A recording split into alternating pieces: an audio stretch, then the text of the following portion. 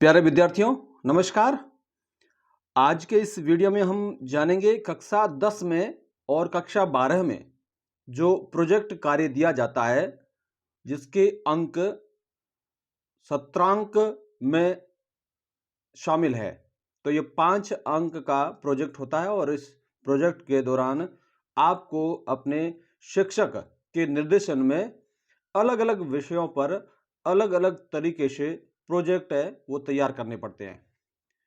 तो आज हम उसी प्रोजेक्ट के कार्य के जो सामान्य निर्देश हैं या कहें कि प्रोजेक्ट किस प्रकार तैयार करें, उस पर बात करने वाले हैं। तो सबसे पहले जो हम बात कर रहे हैं वो है कि प्रोजेक्ट का चयन है वो किस प्रकार करें, उसका जो शीर्षक है या उसका विषय है उसका चयन किस प्रकार करें।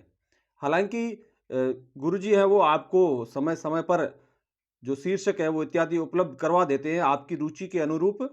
फिर भी यदि आप विचार करें कि मैं किन किन विषयों पर प्रोजेक्ट बेहतर बना सकता हूं, तो उसके लिए यह वीडियो आपके लिए है वो बहुत महत्वपूर्ण है और आप इस वीडियो को अंत तक देखें ताकि आप यह निश्चय कर पाएं कि हमें किस विषय पर अपनी रुचि के अनुरूप है वो श्रेष्ठ प्रदर्शन प्रोजेक्ट कार्य में किया जा सकता है। तो सबसे पहले हम सामान्य निर्देश में जानते हैं कि प्रोजेक्ट कार्य के अंतर्गत विषय वस्तु से संबंधित किए जा सकने वाले कार्य, यानी कि प्रोजेक्ट में कौन कौन से कार्य हम कर सकते हैं। तो हम सबसे पहले बात करते हैं एक नंबर पे चार्ट या मानचित्र। यदि आप कोई ऐसी विषय वस्तु है उसका चार्ट तैयार करते हैं या फिर उसका मानचित्र तैयार करते हैं, तो वो भी एक आपके पास विकल्प है। आपके पास वह विषय होना चाहिए।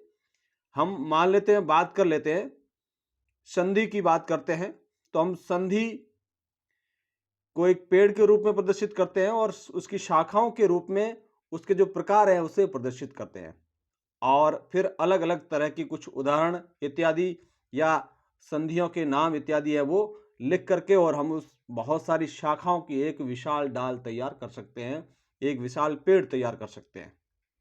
ठीक ऐसे ही यदि हम कोई मानचित्र के बारे में बात करें, सामाजिक विषय है हमारा या फिर कहें कि कोई इतिहास भूगोल विषय है और उसमें यदि कोई ऐसी 1857 की क्रांति मान लेते हैं प्रदर्शित करनी है, तो फिर उसमें आपको 1857 की क्रांति के जो मुख्य या जो जहां पर युद्ध हुआ या जहां पर छावनियां थी उनको आपको प्रदर्शित करना होता है और उनके बारे में कुछ जानकारी या उनकी दूरियां या उनके जो कैप्टन्स या वहां की जो जिस स्वतंत्रता सेनानी ने महत्वपूर्ण योगदान दिया उसके बारे में जानकारी आप लिख सकते हैं मानचित्र में इंगित करते हुए। तो ये पहला जो कार्य है वो है चार्ट या मानचित्र बनाना।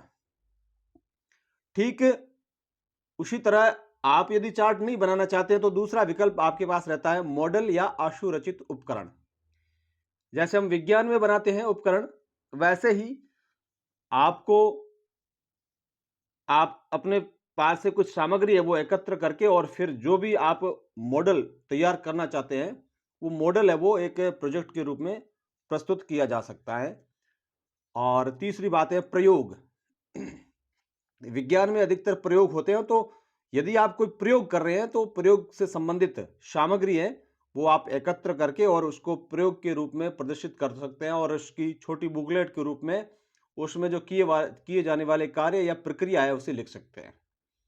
और चौथा है दत्त संकलन, यानी कि जब गुरुजी आपको कोई शीर्षक देंगे तो शीर्षक से संबंधित आपको है वो सामग्री है उसका संकलन करना पड़ेगा और संकलित सामग्री को एक प्रोजेक्ट कार्य के रूप में आपको पुस्तिका में या कहीं की एक अभ्यास पुस्तिका में प्रायोगिक कार्य करने वाली पुस्तिका में प्रदर्शित करना पड़ता है या उसमें संकलित करना पड़ता है, तो उसे दत्त संकलन कहते हैं। तो इस तरह के बहुत सारे विषय होते हैं जिसमें आप जो गुरुजी आपको देते हैं उसका संकलन है आपको चाहे इंटरनेट से करें या विभिन्न पुस्तकालय से है वो विभिन्न सामग्री जो आपको उपलब्ध होती है वहां से ले सकते हैं।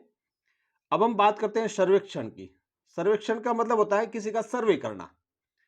तो यदि कोई आपको भूगोल जैसे विषय में कोई दे दिया किसी गांव का सर्वे करने के लिए या आपके विद्यालय का सर्वे करने के लिए, तो विभिन्न तरह की सामग्रियां हैं वो आप वहां पर प्रदर्शित कर सकते हैं। इसके अतिरिक्त आप केस स्टडी भी कर सकते हैं किसी एक विषय पर या किसी एक शीर्षक जिसका इतिहास रहा है, आप उसके बारे में केस स्टडी भी तैयार कर सकते हैं। सातवां है भ्रमण प्रतिवेदन, यानी कि जब हमारा समूह है या फिर हम स्वयं अपने स्तर पे जब भ्रमण पे गए हैं तो उस भ्रमण का प्रतिवेदन आपको तैयार करना होता है। यानी कि आप भ्रमण आपका प्रारंभ होता है तब से लेकर के पुनः वापस अपने स्थान पर आ जाते हैं, अपने घर आ जाते हैं, तब तक का जो आपका क्रियाकलाप होता है उसको संकलित करना, उसका प्रतिवेदन तैयार करना। तो भ्रमण का प्रतिवेदन भी आप तैयार कर सकते हैं। और आठवां बिंदु है साक्षात्कार। साक्षात्कार को हम यूं समझ सकते हैं कि आप इंटरव्यू लेना। हिंदी जैसे विषय में साक्षात्कार है वो एक प्रोजेक्ट कार्य के रूप में तैयार किया जा सकता है। इसमें एक ऐसे व्यक्तित्व का चयन करना पड़ता है जो हमारे समाज के लिए, हमारे विद्यालय के लिए या हमारे लिए महत्वपूर्ण है। तो ऐसे व्यक्ति से एक साक्षात्कार लिया जा सकता है जिसमें आपको प्रश्नावली पहले से तय करनी पड़ती है और प्रश्नावली तय करने के बाद में फिर जब आप साक्षात्कार के दौरान वो प्रश्न जब उनसे पूछते हैं तो उनके उत्तर हैं वो आप लिख सकते हैं या फिर उसको रिकॉर्ड करने के बाद में फिर आप आराम से लिख सकते हैं। तो आप साक्षात्कार भी प्रोजेक्ट कार्य में ले सकते हैं। और नौवां बिंदु है उपर्युक्त के अतिरिक्त अन्य कोई जीवंत परिस्थिति, स्थानीय परिवेश से संबंधित प्रोजेक्ट पर भी कार्य किया जा सकता है।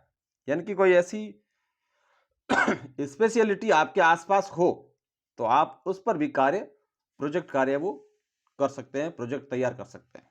तो ये थे कुछ ऐसे विषय वस्तु जो आपको चयन करने में थोड़ी सुविधा रहती है। यानी कि आपके पास इतने विकल्प रहते हैं तो फिर आप अपनी रुचि के अनुरूप कुछ न कुछ चयन कर लेते हैं। तो ये थे बहुत सारे विकल्प।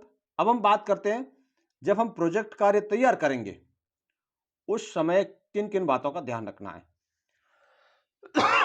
यानी कि प्रोजेक्ट तैयार करते समय कौन सी सामग्री की आवश्यकता रहेगी। तो हम जानते हैं प्रोजेक्ट प्रतिवेदन मुख्य रूप से निम्नलिखित बिंदुओं के आधार पर तैयार किया जाना चाहिए। एक नंबर पर है शीर्षक। जैसा कि आपको पता है कि कोई ना कोई शीर्षक होगा तभी आप उस विषय वस्तु पर कार्य करेंगे, तो शीर्षक आपके पास सबसे पहले होना चाहिए। और 2 नंबर पर है प्रोजेक्ट चयन का उद्देश्य।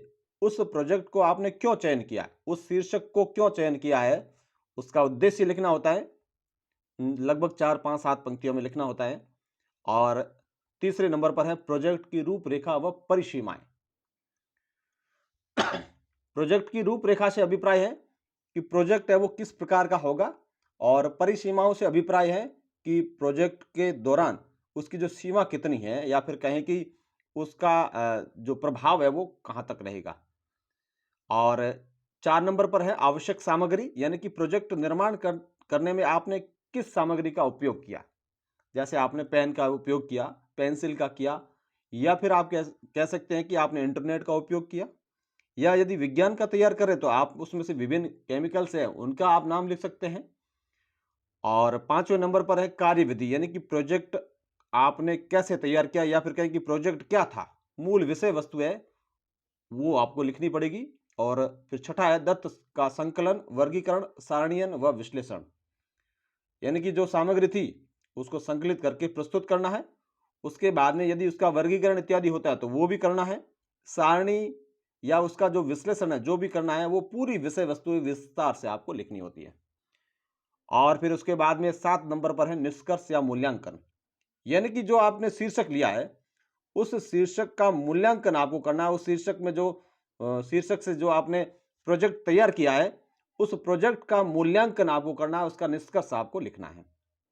8 नंबर पर है उपयोगिता, कि वर्तमान में उस शीर्षक की जो सामग्री है उसकी क्या उपयोगिता है, उसे लिखना है। और 9 नंबर पर है संदर्भ सूची। संदर्भ सूची से अभिप्राय है आपने जो प्रोजेक्ट तैयार किया है, प्रोजेक्ट तैयार करने के दौरान आपने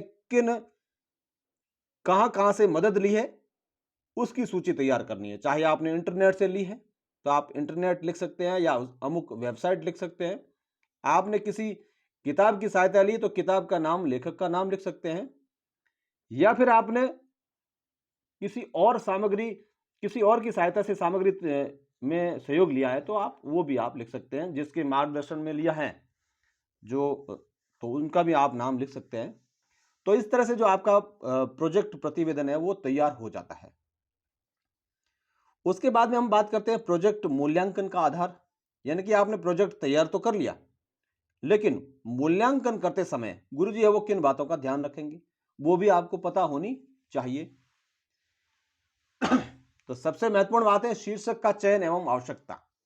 यानी कि आपने जो शीर्षक का चयन किया है और उसकी वर्तमान में आवश्यकता है या नहीं, ये सबसे महत्वपूर्ण बात है कि आपने शीर्षक क्या लिया है और उसकी क्या आवश्यकता है वर्तमान में। इसके बाद में 2 नंबर बात है वो है रूपरेखा एवं क्रियान्वयन। यानी कि आपने उसकी रूपरेखा कैसे तैयार की, यानी कि हम अमुक प्रोजेक्ट है वो किस प्रकार हम तैयार करेंगे, उसके जो मुख्य बिंदु है वो आपको लिखने होते हैं और फिर उस अकॉर्डिंग बिंदु आपने वो प्रोजेक्ट तैयार किया है या नहीं, ये देखा जाएगा। और तीसरी बात है प्रोजेक्ट निष्कर्ष एवं भाषा की उपयुक्तता। यानी कि प्रोजेक्ट है वो, उसका मूल्यांकन है वो गुरुजी करेंगे कि आखिर जो प्रोजेक्ट तैयार हुआ है उसका मूल्यांकन है या निष्कर्ष है वो सही लिखा है, या इसके अतिरिक्त उसमें भाषा की उपयुक्तता, यानी कि आपने जिस भाषा का प्रयोग किया है वो भाषा क्या आपके प्रोजेक्ट के अनुरूप है, इसका भी ध्यान रखा जाएगा। तो ये कुछ मुख्य बातें थी प्रोजेक्ट तैयार करने के दौरान आपको ध्यान रखनी है। तो इस प्रकार हम प्रोजेक्ट है वो, उसका शीर्षक है उसका चयन करने में सहायता ले सकते हैं और साथ ही प्रोजेक्ट किस प्रकार तैयार करें, वो कौन-कौन से बिंदु है जिनको हमें प्रोजेक्ट में लिखना है, उसके बारे में भी जाना और साथ में गुरुजी है वो किस प्रकार प्रोजेक्ट का मूल्यांकन करेंगे, इसके बारे में भी जाना। तो ये था प्रोजेक्ट किस प्रकार तैयार करें और इसी तरह की और जानकारी के लिए आप इस चैनल को सब्सक्राइब करें ताकि आने वाले समय में है वो आपको नए वीडियो का नोटिफिकेशन समय पर मिलता रहे। और वीडियो को आप लाइक करें और यदि अच्छा लगे तो शेयर करें और अपनी प्रतिक्रिया कमेंट बॉक्स में ज़रूर लिखें। और साथ ही यदि आपके मन में कुछ प्रश्न हैं तो आप प्रश्न भी आप कमेंट बॉक्स में लिख सकते हैं, मैं उनका यथासमय जवाब देने का प्रयास करूंगा। फिर मिलते हैं एक नई वीडियो में। जय हिंद।